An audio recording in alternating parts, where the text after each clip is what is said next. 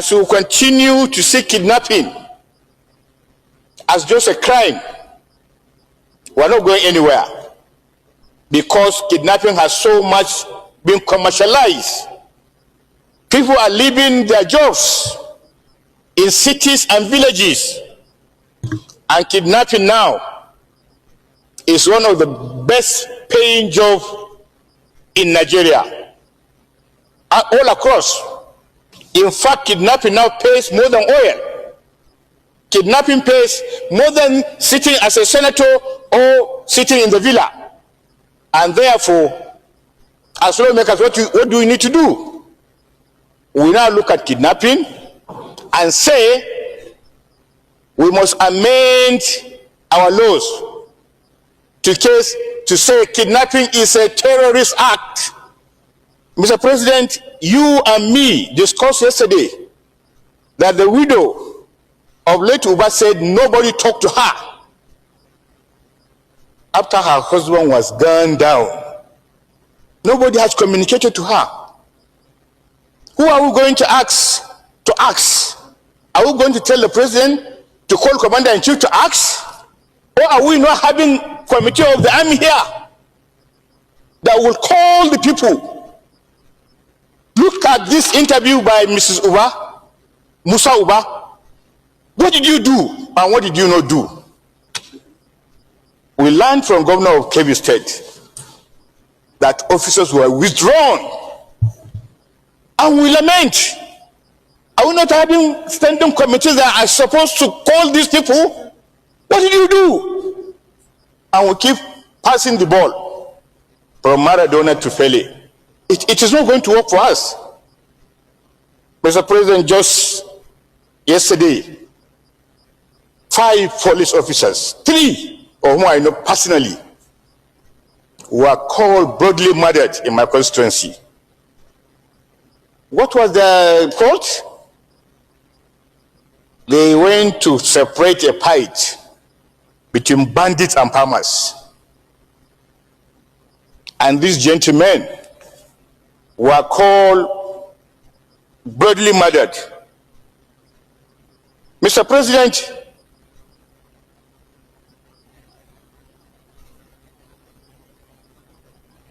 by your leave, I will have the honor to call the names of these officers. They were so brutally killed, not in the night.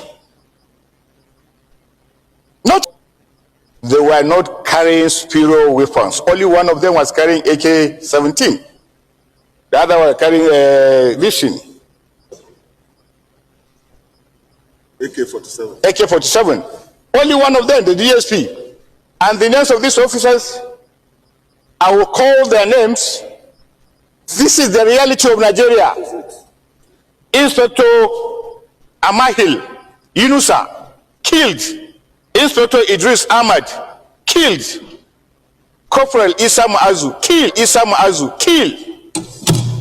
In my constituency, local government Darazo. Mr. President, you can imagine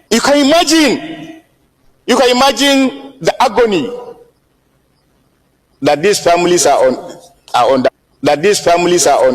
undergoing. Mr. President, in the time past, we are having some of the best military formations, military officers. We are having some of the best police officers, and police formation all across the globe. In fact, at a particular time, Major General Agwai got an outstanding honor as one of the best serving general in Africa. And today, Mr. President, did you ask yourself whether the Agwais and the Dambados of those years, and the Njumas, several of them that are still alive, whether anybody has called, gentlemen, where did we miss it? Why were we the very best military country in Africa? Why were we the best police country in Africa. And where are we here? So it is a collective endeavor, Mr. President, and as long as we continue to see kidnapping as just a crime, we're not going anywhere, because kidnapping has so much been commercialized. People are leaving their jobs in cities and villages, and kidnapping now is one of the best paying jobs in Nigeria, all across. In fact, kidnapping now pays more than oil.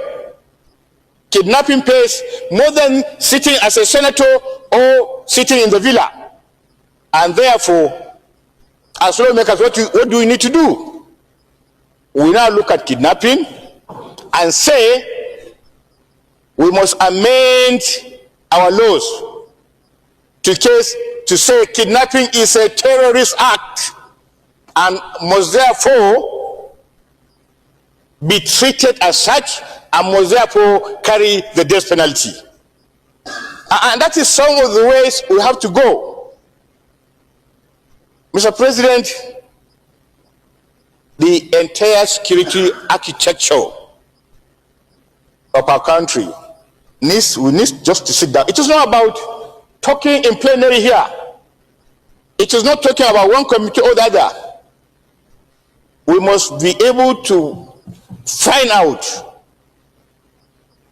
It's not about just national security. Our office, with the understanding of the SP, must find a way in a situation like this. Before we even peruse to the matter in details, we need to come here and we do some of these things that we only do it probably to appease our constituents, but the matter is not solved.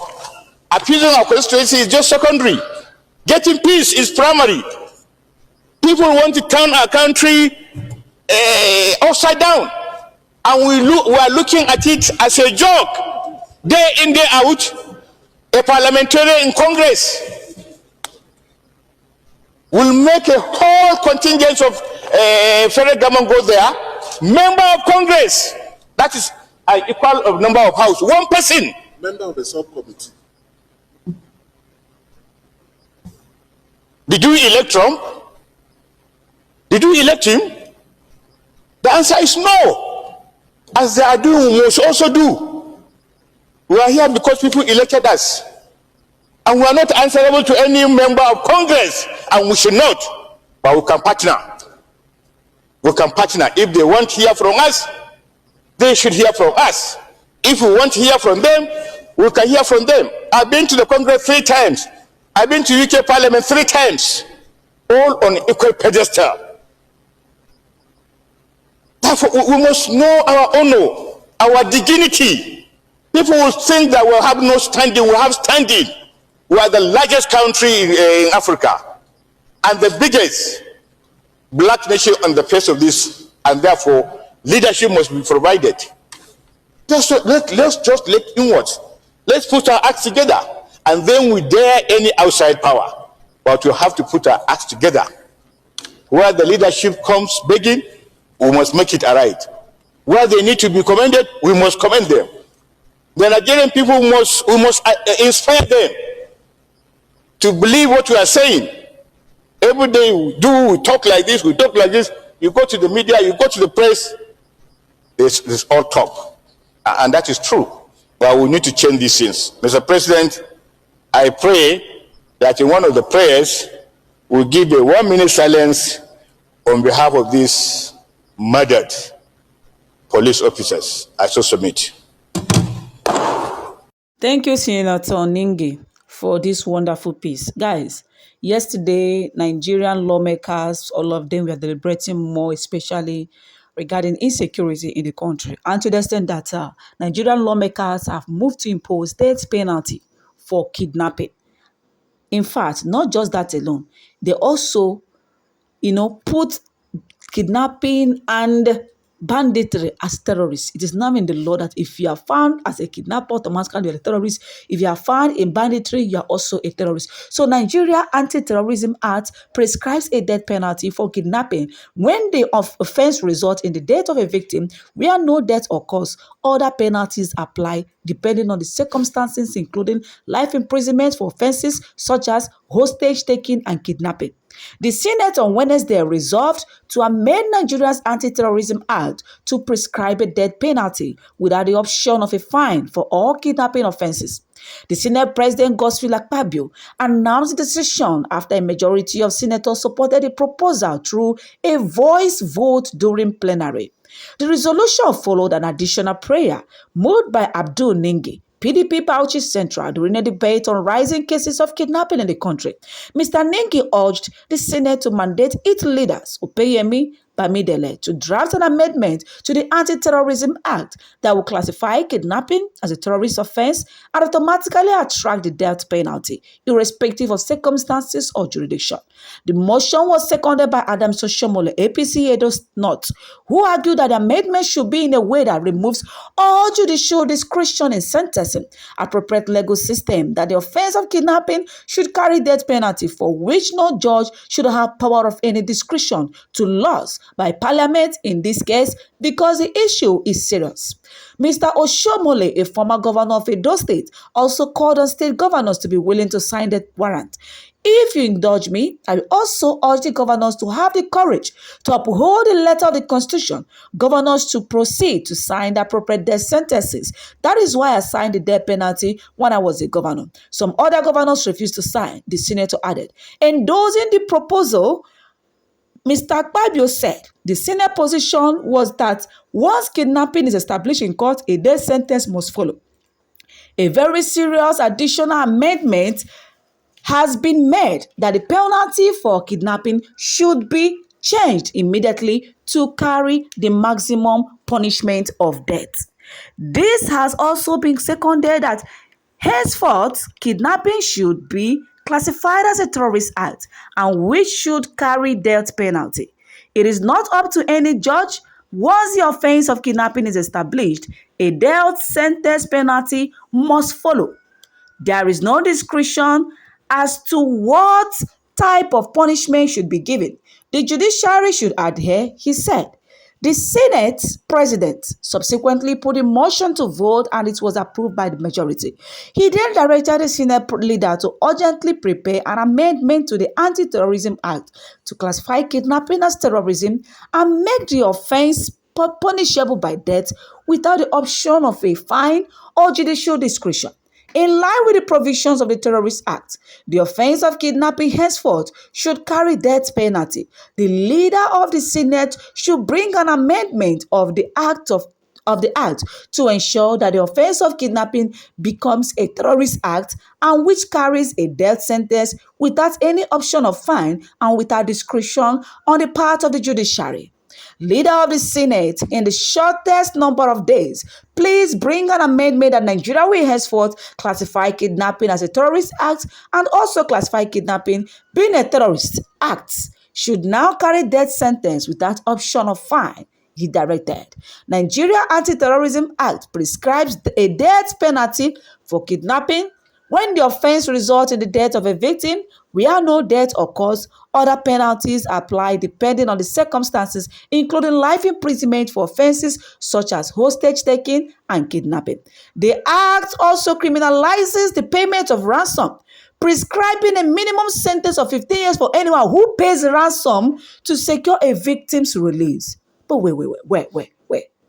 Kidnapping and ransom taking have become increasingly rampant across the country, with terrorist groups turning the crime into a lucrative enterprise. Earlier during the debate, Plateau Central Senator Dicket Plank noted that terrorists rely heavily on ransom payments as a major source of funding, which they use to purchase arms and sustain their operations. So, however, despite the frequency of attacks, many kidnapping cases end with the release of victims, but without any arrest. For instance, the 25 school girls abducted from Government Girls Comprehensive Secondary School, MAGA, in Kebbi State, were freed on Tuesday after security intervention, but none of the abductors was apprehended.